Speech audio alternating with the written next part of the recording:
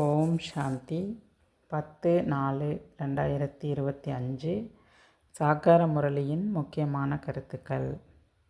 பாபா சொல்கிறாங்க, இனிமையான குழந்தைகளே, தனது முன்னேற்றத்திற்காக தினந்தோறும் அன்றைய கணக்கை பாருங்கள். முழு நாளிலும் நடத்தை எப்படி இருந்தது? யஞத்திற்கு நேர்மையாக இருந்தேனா என சோதித்து பாருங்கள். பாபா என்ன சொல்கிறாருன்னா, ஒவ்வொரு குழந்தையுமே தன்னுடைய முன்னேற்றத்திற்காக டெய்லியும் தங்களுடைய லாப நஷ்ட கணக்கை செக் பண்ணுங்க. முழு நாளும் என்னுடைய நடத்தை தெய்வீகமாக இருந்ததா அல்லது அசுர நடத்தை இன்னமும் இருக்கா அப்படின்றத உங்கள் நடத்தையை வச்சு செக் பண்ணுங்க அப்படின்றாரு. அதே போல் யஞத்திற்கு நேர்மையாக இருந்தேனா, பாபாட்ட சத்தியமாக நான் கணக்கு வழக்கெல்லாம் ஒப்படைக்கிறேனா அப்படிங்கிறத டெய்லி நீங்கள் செக் பண்ணணும். ஏன்னா செக் பண்ணால் தான் தனக்குள்ள மாற்றத்தை கொண்டு வர முடியும், முன்னேற்ற பாதையில் போக முடியும் அப்படின்னு பாபா சொல்கிறாங்க. பாபா கேள்வி கேட்குறாரு, எந்த குழந்தைகள் மீது தந்தைக்கு மரியாதை இருக்கிறது? அந்த மரியாதையின் அடையாளம் என்ன? பாபா பதில் சொல்கிறாரு, எந்த குழந்தைகள் தந்தையிடம் உண்மையானவராக, யஞத்திற்கு நேர்மையாக, எதையும் மறைக்காதவராக இருக்கின்றார்களோ அந்த குழந்தைகள் மீது தந்தைக்கு மரியாதை இருக்கிறது. மரியாதை இருக்கும் காரணத்தினால் செல்லமாக அன்புடன் அவர்களை மேலே தூக்கி விடுகிறார், சேவைக்கும் அனுப்பி வைக்கிறார். குழந்தைகளுக்கு உண்மையை சொல்லி ஸ்ரீமத் எடுத்துக்கொள்ளும் புத்திசாலித்தனம் இருக்க வேண்டும். இதில் குழந்தைகள் உங்களுக்கு புத்திசாலித்தனம் வேணும் என்னென்னா, நீங்கள் பாபா கிட்ட உண்மையாக இருக்கணும். நீங்கள் உண்மையாக இருந்தீங்கன்னா உங்களை பாபா தூக்கி விடுறாங்கிறார். உங்களுக்கு சேவையினுடைய பாக்கியம் நிறைய, முன்னேற்றத்திற்கான வழி ஸ்ரீமத்தை நான் கொடுப்பேன். ஆக உண்மையை சொல்லி உங்களுடைய பாக்கியத்தை உருவாக்கிக்கங்க, ஸ்ரீமத்தை வாங்கிக்கிங்க அப்படின்னு சொல்கிறார். பாடல் சபையில் எழுந்த தீபம். ஓம் சாந்தி. இப்போது இந்த பாடல் தவறாக உள்ளது. ஏனென்றால் நீங்கள் தீபம் அல்ல. ஆத்மாவை உண்மையில் தீபம் என சொல்லப்படுவது இல்லை. பக்தர்கள் பல பெயர்கள் வச்சிட்டாங்க. தெரியாத காரணத்தினால தான் தெரியாது என சொல்லவும் செய்கின்றார்கள். எங்களுக்கு தெரியாது, நாங்கள் நாஸ்திகர்கள் என்றாலும் கூட எந்த பெயர்லாம் தோன்றுகிறதோ அதையெல்லாம் பக்தி மார்க்கத்தில் அப்போ வச்சிட்டாங்க அப்படின்றார்.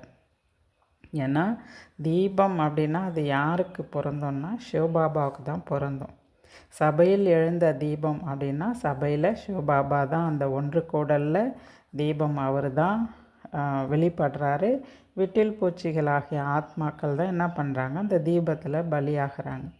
இந்த பாடலில் தீபம்னு குறிப்பிடக்கூடியது சிவபாபாவுக்கு தான் பொருந்துமே தவிர ஆத்மாவுக்கு கிடையாது. ஆனால் பக்தி மார்க்கத்தில் அறியாத காரணத்தினால அவங்க எப்படியெல்லாம் பேர் வச்சிட்டாங்க அப்படின்னு சொல்கிறார். பிரம்மம், ஜோதி, கல், முள் இவைகளில் கூட பரமாத்மா இருப்பதாக சொல்லிவிடுகிறார்கள். ஏனெனில் பக்தி மார்க்கத்தில் தந்தையை சரியாக யாருமே தெரிஞ்சுக்கல.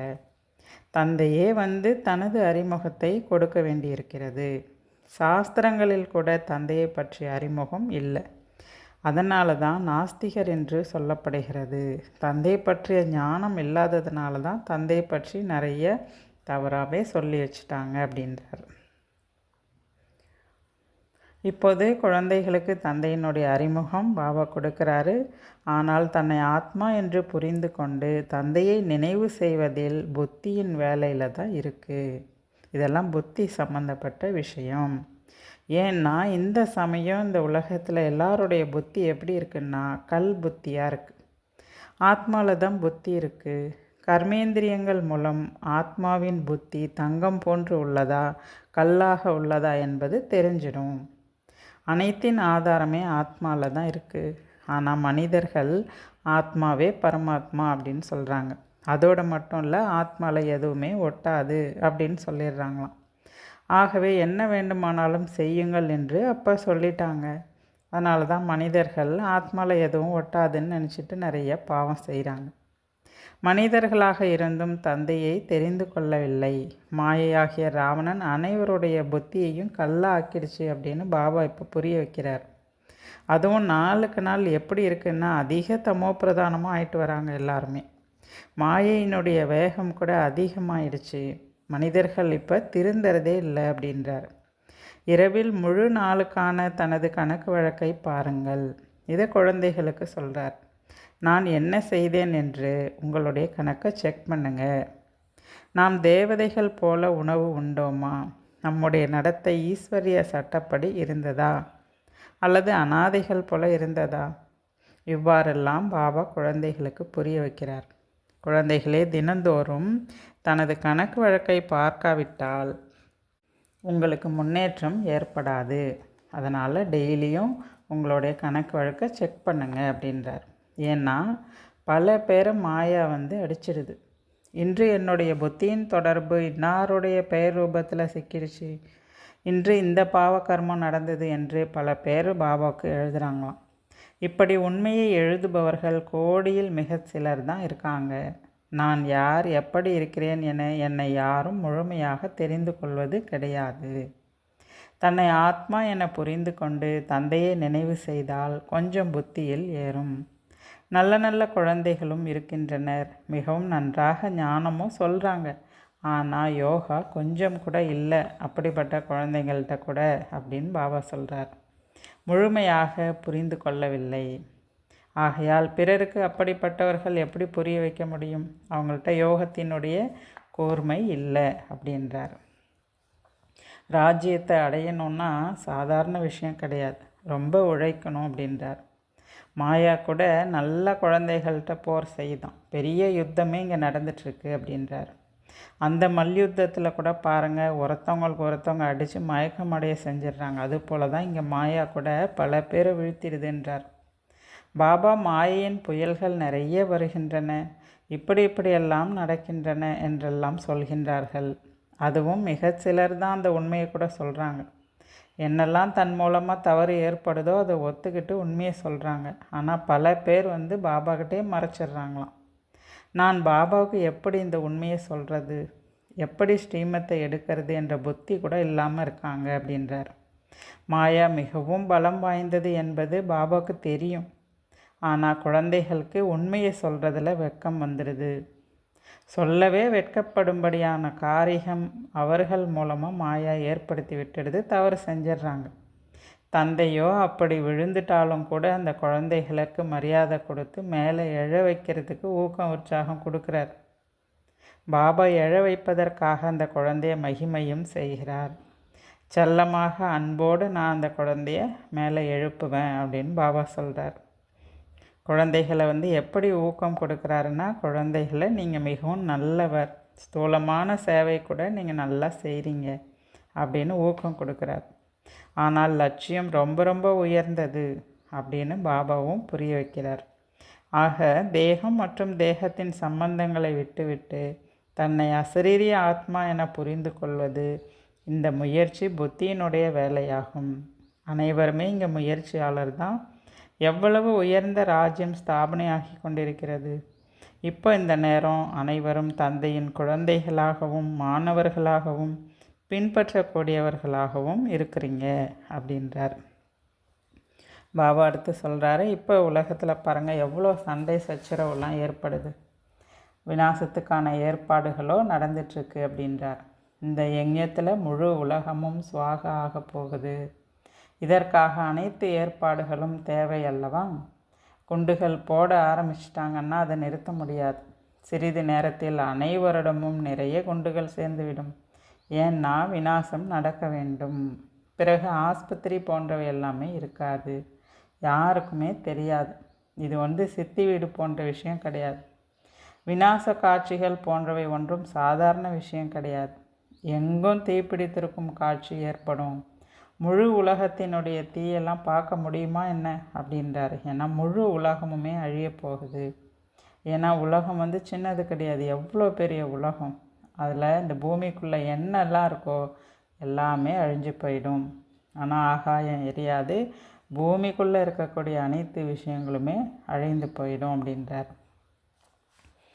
இப்போது பாபா ஆத்மாக்களுக்கு சொல்கிறாரு, குழந்தைகளை என்னை மட்டும் நினைவு செய்யுங்க. இதையும் புரிதலோடு நினைவு செய்யணும். சும்மா வாயால் சிவ சிவான்னு சொல்லக்கூடிய விஷயம் கிடையாது. ஏன்னா அப்படி நிறைய பேர் சொல்லிட்டு தான் இருக்காங்க. இங்கே தந்தை யாராக இருக்கிறாரு, எப்படி இருக்கார், என்ன ரூபம், எங்கே இருக்கிறாரு, அவருக்கும் எனக்கும் என்ன சம்பந்தம், எல்லாமே புரிஞ்சுக்கிட்டு நினைவு செய்யணும். சிறிய குழந்தைகள் கூட சொல்லுவாங்க, ஆனால் புத்தி மூலமாக எதையும் புரிஞ்சுக்கிறதில்ல. அவர் புள்ளியாக இருக்கின்றார் என்று அனுபவத்தின் மூலம் யாருமே சொல்கிறது கிடையாது. நாமும் அவ்வளவு சிறிய புள்ளியாக இருக்கிறோம். இப்படி புரிதலோடு நினைவு செய்யணும். அவர் என்ன ரூபம், நான் என்ன ரூபம், அவருக்கு எனக்கு என்ன சம்பந்தம், இதெல்லாம் புரிஞ்சுக்கிட்டு அன்பாக நினைவு செய்யணும் அப்படின்றார். முதலில் நீங்கள் தன்னை ஆத்மா என்பதை உறுதி செய்யுங்கள். பிறகு பாபாவின் அறிமுகத்தை நல்ல விதத்தில் புத்தியில் தாரணை செய்யுங்கள். உள்நோக்கு முகமுடைய குழந்தைகள்தான் நான் ஆத்மா புள்ளியாக இருக்கிறேன் என்பதை நல்ல விதத்தில் புரிந்து கொள்ள முடியும். நாம் ஆத்மா என்பது புத்தியில் உறுதியாக இருக்க வேண்டும். சரீர உணர்வு குறைந்தால்தான் பேசுவதில் கூட அந்த மாற்றம் ஏற்படும். இல்லையென்றால் நடத்தை முற்றிலும் மோசமானதாக ஆகிவிடுகிறது. ஏனென்றால் சரீரத்திலிருந்து பிரிவதே கிடையாது. ஃபுல்லாக தேகத்தினுடைய பந்தனத்திலே ஏதாவது தவறு ஏற்பட்டுகிட்டே இருக்கு அவங்க மூலமாக அப்படின்றார். தேக அபிமானத்தில் எதையாவது சொல்லிவிடுகிறார்கள். யஞத்தில் கூட மிகுந்த நேர்மையோடு இருக்கணும் அப்படின்றார். இப்போது நிறைய அலட்சியம் இருக்குது. சாப்பாடு, பழக்க வழக்கம், சூழ்நிலை எதுவுமே சில பேர் மாற்றிக்கிறதே இல்லை அப்படின்றார்.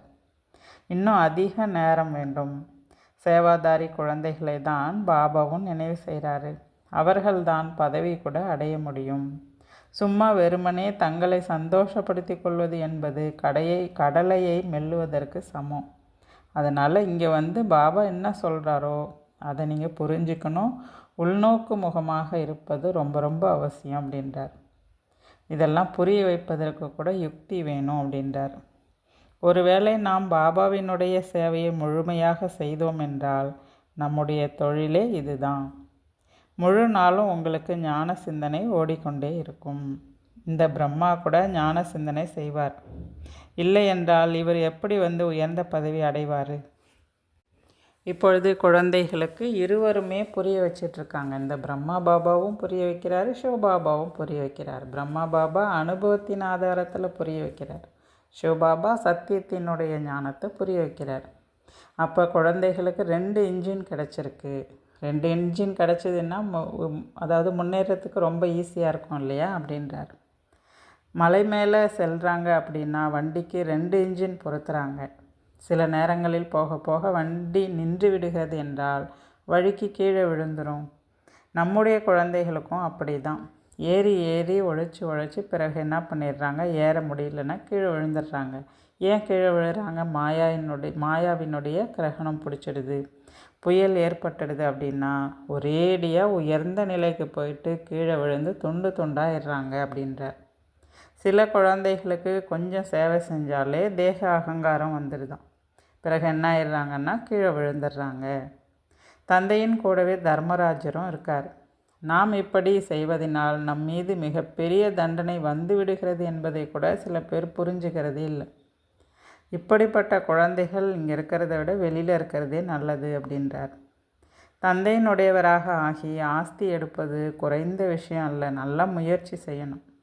தந்தையினுடையவராக ஆகி பிறகு அப்படிப்பட்ட தவறான காரியம் எதையும் செய்துவிட்டால் பேரே கெட்டு போயிடும், ரொம்ப அடி விழுந்துடும் அப்படின்றார். வாரிசு ஆவது ஒன்றும் சாதாரண விஷயம் கிடையாது, அந்த அளவுக்கு முயற்சி செய்யணும் அப்படின்றார். பிரஜைகளில் கூட நிறைய பேர் செல்வந்தர் ஆகிறாங்க. அஞ்ஞான காலகட்டத்தில் கூட சிலர் நல்லவராக இருக்கிறார்கள், சிலர் எப்படியெல்லாமோ இருக்கிறாங்க. தகுதியற்ற குழந்தைகளை என் முன்னால் நிற்காதே, சென்றுவிடு அப்படின்லாம் சொல்கிறாங்க. இங்கே ஓரிரு குழந்தைகளின் விஷயம் கிடையாது. இங்கே நிறைய குழந்தைங்க மாயா கிட்ட சிக்கிக்கிறாங்க. ஏன்னா மாயா மிகப்பெரிய பலசாலியாக இருக்குது. குழந்தைகள் இங்கே மிகவும் உள்நோக்கு முகமாக இருக்க வேண்டும். அந்த மாதிரி இருந்தால் தான் நீங்கள் பாஸ் ஆக முடியும். அதே போல் நீங்களும் புத்திசாலி ஆக முடியும், மற்றவர்களுக்கும் புரிய வைக்க முடியும் அப்படின்றார்.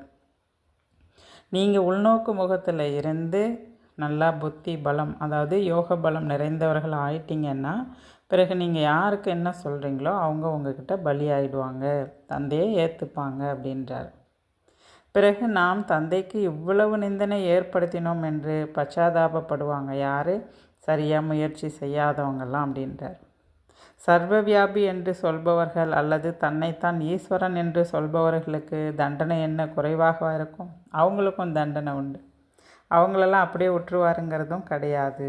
அவர்கள் அப்படியே தண்டனை அடையாமல் சென்று விடுவார்களா என்ன? அவங்களுக்கும் கஷ்டம்தான் படுவாங்க அப்படின்றார். நேரம் வரும்போது பாபா இவர்கள் அனைவரிடமும் கணக்கு கேட்பார். இறுதி நேரத்தில் தீர்ப்பு வரும். அனைவருடைய கணக்கு வழக்கும் முடிய போகிற சமயம் வந்துடுச்சு. இதில் மிகுந்த பரந்த புத்தி வேணும். இந்த நேரம் பாபா என்ன சொல்கிறாரோ அதை சரியாக புரிஞ்சுக்கிட்டு முயற்சி செய்யணுன்றார். தூய்மை, அமைதி, செல்வம் நிறைந்த உலகம் பகவானுடைய ஸ்ரீமத் படி ஸ்தாபனையாகி கொண்டிருக்கிறது என்று குழந்தைகள் நீங்கள் எழுதி போடுங்க அப்படின்றார். ஸ்ரீமத் என்பது புகழ் வாய்ந்ததாக இருக்கிறது. இந்த ஸ்ரீமத்துக்கு அவ்வளோ மதிப்பு கொடுக்குறாங்க. ஸ்ரீமத் பகவத்கீதை சாஸ்திரத்துக்கு எவ்வளோ மதிப்பு கொடுக்குறாங்க. இவை அனைத்துமே அதாவது இப்போ விநாசம் ஏற்பட போகுதுன்றார். இந்த கோயில், மசூதி போன்றவை எல்லாமே எரிஞ்சு போயிடும். இதெல்லாம் நடக்கிறதுக்கு முன்னாடி நீங்கள் தூய்மை ஆகுங்க அப்படின்றார். தூய்மை ஆவதற்காக நாம் எவ்வளோ சீக்கிரம் முயற்சி செஞ்சு தூய்மை ஆகணும் அப்படிங்கிறது கவலை இருக்கணும் உங்களுக்கு அப்படின்றார். குடும்பத்தையும் பராமரிக்கணும். இங்கே நிறைய பேர் மதுவனுக்கு வராங்க. செம்மறி ஆடு கூட்டத்தை போல் இருக்கக்கூடாது. ஏனெனில் இது மிக மதிப்பு வாய்ந்த வாழ்க்கை. இதை மிகவும் பாதுகாக்கணும் நீங்கள் அப்படின்றார். குழந்தைகள் போன்றோரை அழைத்து வருவது கூட நிறுத்திக்கணும் அப்படின்றார். இவ்வளவு குழந்தைகளை எங்கே வைத்து நம்ம பராமரிக்க முடியும்? குழந்தைகளுக்கெல்லாம் விடுமுறை கிடச்சிருச்சுன்னா உடனே மதுபனுக்கு அழைச்சிட்டு வந்துடுறாங்களாம். பாபா சொல்கிறாரு, இது ஒன்றும் தர்மசாலை கிடையாது. இப்படி கூட்டமாக இங்கே என்டர்டெயின்மெண்ட் பண்ணிட்டு போகக்கூடிய இடம் இது இல்லை. இது ஈஸ்வரிய பல்கலைக்கழகம். அதனால் இதை தர்மசாலை போல் ஆக்கிடாதீங்க. பாபாவும் இதெல்லாம் பார்த்துட்டு தான் இருக்கார். பிறகு பாபாவும் என்ன பண்ணுவார்? கட்டளை போடுவார். என்ன போடுவார்? குழந்தைகள் யாரையுமே அழைச்சிட்டு வரக்கூடாது அப்படின்ற ஒரு கட்டளையும் சீக்கிரம் போட தான் போகிறார். இந்த பந்தனம் கூட குறைந்து போய்விடும். ஆகையினால் இந்த மாதிரி கூட்டமாக வரக்கூடாது. நம்ம இந்த இடத்துக்கு மரியாதை கொடுங்க அப்படின்றார். அடுத்து இந்த பிரம்மா மீது கூட யாரும் மதிக்கிறது கிடையாது. பிரம்மா பாபா மேலே கூட அந்த அளவுக்கு மரியாதை வைக்கிறது இல்லை. எங்களுக்கு நேரடியாக சிவபாபாவோட தொடர்பு இருக்குதுன்னு சில பேர் சொல்கிறாங்க. சிவபாபா தான் இவர் மூலமாக புரிய வைக்கிறார் என்பதை கூட புரிஞ்சுக்கிறது இல்லை. மாயா அப்படி அவங்கள தலைகீழான காரியம் செய்ய வச்சிடுது. ராஜ்யத்தில் அனைவருமே வேணும் இல்லையா? அதனால் அப்படிப்பட்ட காரியங்களும் சில பேர் செய்ய தான் செய்கிறாங்க அப்படின்றார். இவை அனைத்தும் கடைசியில் காட்சி ஏற்படும். தண்டனைகளின் காட்சியும் கிடைக்கும்ன்றார். இந்த காட்சிகள் அனைத்தும் குழந்தைகள் முன்பே பார்த்திருக்கிறார்கள். இருந்தாலும் கூட பாவம் செய்கிறத நிறுத்துறதே இல்லை. நிறைய குழந்தைகள் நாம் 3ஆம் பிரிவில்தான் வருவோம் என்று கங்கணம் கட்டி கொண்டதை போல் அவங்க நடத்த இருக்கு. 3வது பிரிவில் தான் நான் வருவோம் அப்படிங்கிற மாதிரி அவங்க செயல் இருக்குது. அப்படிப்பட்டவர்கள்லாம் பாவம் செய்கிறத நிறுத்துறதே கிடையாது அப்படின்றார். இன்னும் நன்றாக தங்களுடைய தண்டனைக்காக ஏற்பாடு செய்து கொண்டே இருக்கிறார்கள். இதை புரிய வைக்க வேண்டியதாக இருக்கிறது. நாங்கள் 3ஆம் பிரிவினராக தான் ஆவோம் என்று கங்கணம் கட்டி கொள்ளாதீர்கள். நாங்கள் லக்ஷ்மி நாராயணரை போல் ஆவோன்னு கங்கணம் கட்டிக்குங்க. சிலர் நல்ல கங்கணம் கட்டிக்கொள்கிறார்கள். இன்று நாங்கள் எதையுமே செய்யவில்லை என்று சார்ட் எழுதுகிறார்கள்.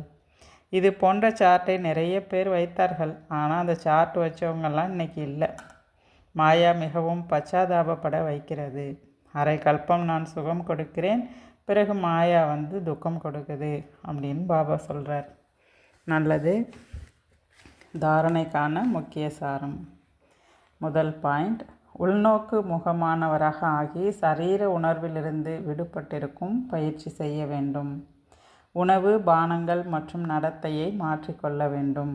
வெறுமனே தனக்குத்தானே மகிழ்ச்சி அடைந்து அலட்சியமாக இருந்துவிடக்கூடாது. செகண்ட் பாயிண்ட், லட்சியம் மிகவும் உயர்ந்ததாகும். ஆகையினால் மிக மிக எச்சரிக்கையாக நடக்க வேண்டும். எந்த ஒரு கர்மத்தையும் கவனத்துடன் செய்ய வேண்டும். அகங்காரத்தில் வரக்கூடாது. தலைகீழான காரியங்களை செய்து தண்டனைகளுக்கு ஏற்பாடு செய்யக்கூடாது. நாம் இந்த லக்ஷ்மி நாராயணரை போல ஆக வேண்டும் என்ற கங்கணம் கட்டிக்கொள்ள வேண்டும். பாபா வரதானம் சொல்கிறாங்க. ஆன்மீகத்தன்மையின் உயர்ந்த ஸ்திதியின் மூலமாக வாயு மண்டலத்தை ஆன்மீகமாக ஆக்கக்கூடிய சகஜ புருஷார்த்தி ஆகுங்கள். பாபா வரதானத்துக்கு விளக்கம் கொடுக்குறாரு.